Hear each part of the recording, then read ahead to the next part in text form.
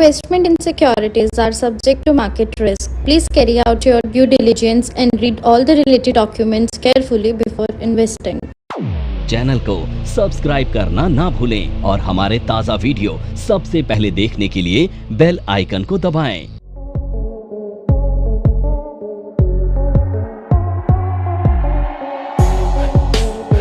DIIs आप समझते हैं, मैंने पढ़ाया था, है ना? ये म्यूचुअल फंड्स है मान लेते हैं, ठीक है, जो आपका पैसा मैनेज कर रहे हैं किसी ना किसी रूप में और भारतीय मार्केट में पैसा लगा रहे हैं, वो DIIs है। अब ये DIIs हर महीने लगभग 30,000 करोड़ से लेकर 40,000 करोड़ तक क्या कर रहे हैं, और FIIs इसके अगेंस्ट में यही पैसा निकाल के ले जा रहे हैं, ठीक है। अब ये पैसा किसका है बताओ? ये पैसा है आप लोगों का, जो म्यूचुअल फंड की SIP आप लोग कर रहे हो। आपको पता है एसेट अंडर मैनेजमेंट आज के टाइम पे म्यूचुअल फंड का कितना हो गया है? तकरीबन 60 लाख करोड़। 60 लाख करोड़, समझते हो? अब ये पैसा किसका है? सिंपल सी एक चीज समझो, एक शेयर है XYZ, ठीक है, इसका प्राइस है 100 रुपए। मैं सिर्फ ये मैनेज कर लूं कि इसमें जितनी भी सप्लाई है ना उसको मैं कंज्यूम कर लूं। सप्लाई कंज्यूम का मतलब है जितने भी FIIs है ना इसमें निकल जाएं, और किसी तरह से ना बस ये 5% की करेक्शन पे होल्ड कर जाए। DIIs इसे मिलके संभाल लें, ठीक है। अब ऐसा तो नहीं है कि ये जो FIIs हैं अपना सारा पैसा निकाल लेंगे। अब मुद्दा ये कि DIIs माल नहीं बेचेंगे। क्यों नहीं बेचेंगे पता है? क्योंकि आप लोग लॉस में पैसा नहीं काटते हो। आज की जनरेशन ना लॉस बुक नहीं करती है, बैठे रहोगे। अब DIIs माल बेचेंगे नहीं, अब ये FIIs दोबारा आएंगे, ये माल बेचेंगे नहीं, ये कांस्टेंट वे में खरीदारी कर रहे हैं, और FIIs ने यहाँ पे खरीदारी शुरू करी।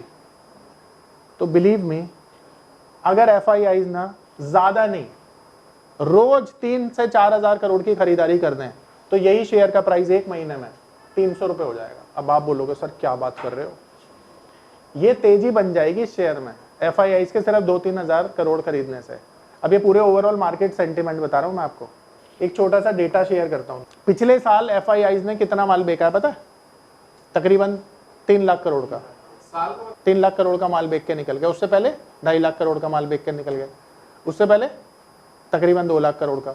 पिछले 3 सालों में FIIs ने 6 लाख करोड़ का माल बेच दिया है, और मार्केट कहाँ चल रहा है? लाइफ हाई पे चल रहा है।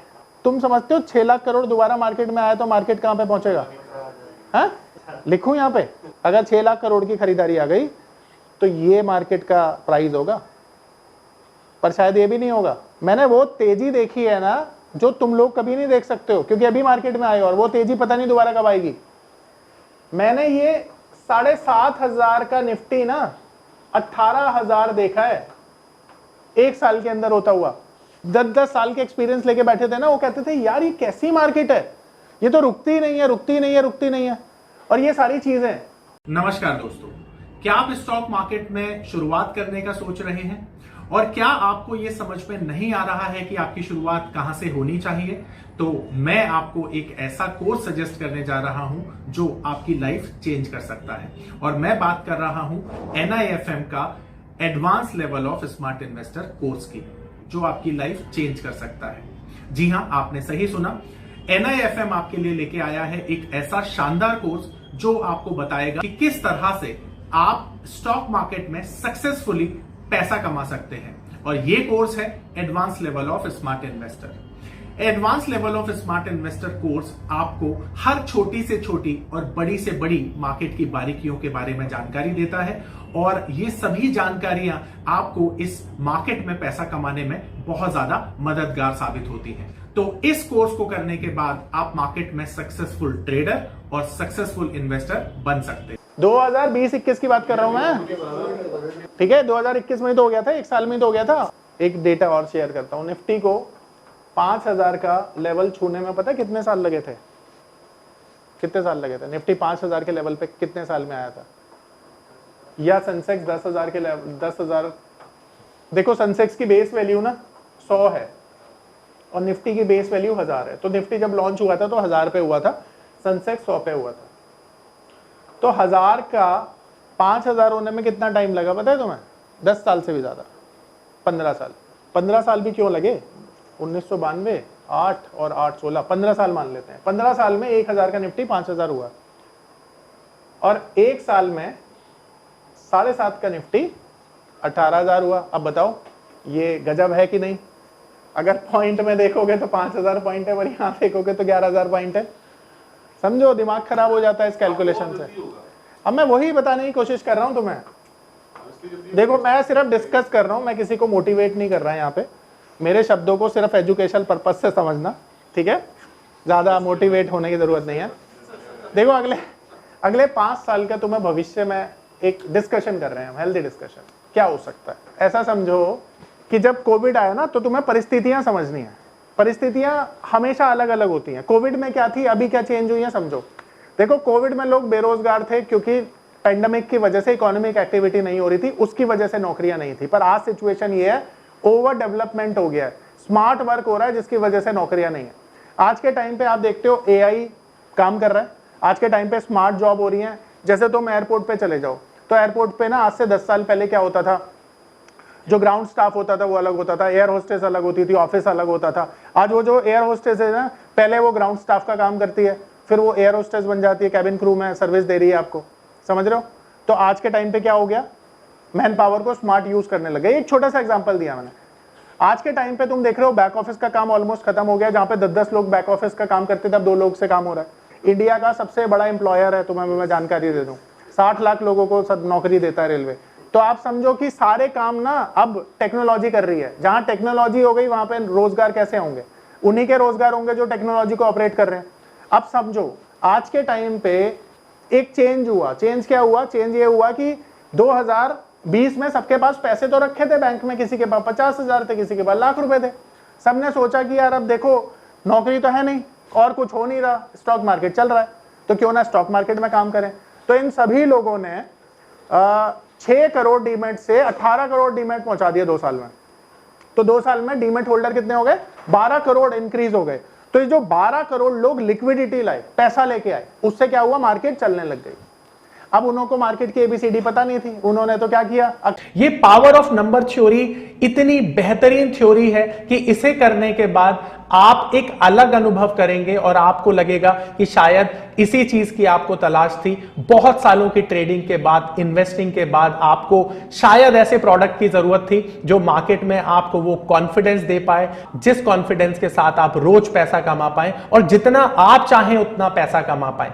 तो हमारी ये जो पावर ऑफ नंबर थ्योरी है, ये आपको आपकी सभी इच्छाओं को पूरा करने के लिए है। और आप देखेंगे कि इस थ्योरी को करने के बाद जो आपका कॉन्फिडेंस है, आपकी जो एक्यूरेसी है, आपकी जो क्षमताएं हैं मार्केट से पैसा कमाने की, वो बहुत ज्यादा बढ़ जाएंगी। और आप देखेंगे कि जो आपने आज से पहले अनुभव नहीं किया था अपनी ट्रेडिंग के दौरान या इन्वेस्टमेंट के दौरान, आप इतना बेहतर अनुभव करेंगे इस कोर्स को करने के बाद। बक्कड़ बम्बे वो 80-90 पूरे 100 जो भी समझ में आया खरीद लिया।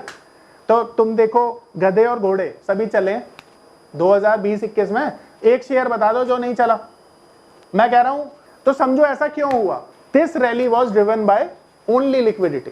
अब आज के समय में ये लोग जो थोड़े नए थे, इन्होंने 2024-25 में पैसा डुबो दिया क्योंकि मार्केट नहीं चली, तो जो कमाया था वो डुबो दिया। पर कुछ समझदार लोग थे जो म्यूचुअल फंड के थ्रू काम कर रहे थे, उन्होंने अभी अपनी एसआईपी कंटिन्यू करी और अभी एंड ऑफ द ईयर, अब देख रहे हो मार्केट ऊपर है तो एसआईपी भी ग्रो कर रही है। सबने पॉजिटिव रिटर्न जनरेट किया होगा, भले ही 2% क्यों ना हो। अब सवाल ये है, आज के समय में एफआईआई पिछले 3 साल में अगर 6 लाख करोड़ का फंड निकाल के लेके गए हैं, तो क्या वो कभी हमारे देश में वापस नहीं? ये बिल्कुल उसी तरह से होगा जैसे 100 रुपए का शेयर आप नहीं खरीदते हो, आपको महंगा लगता है, और इसे 500 रुपए पे दोबारा खरीद लेते हो। तो एफआईआई के साथ भी तो यही होगा।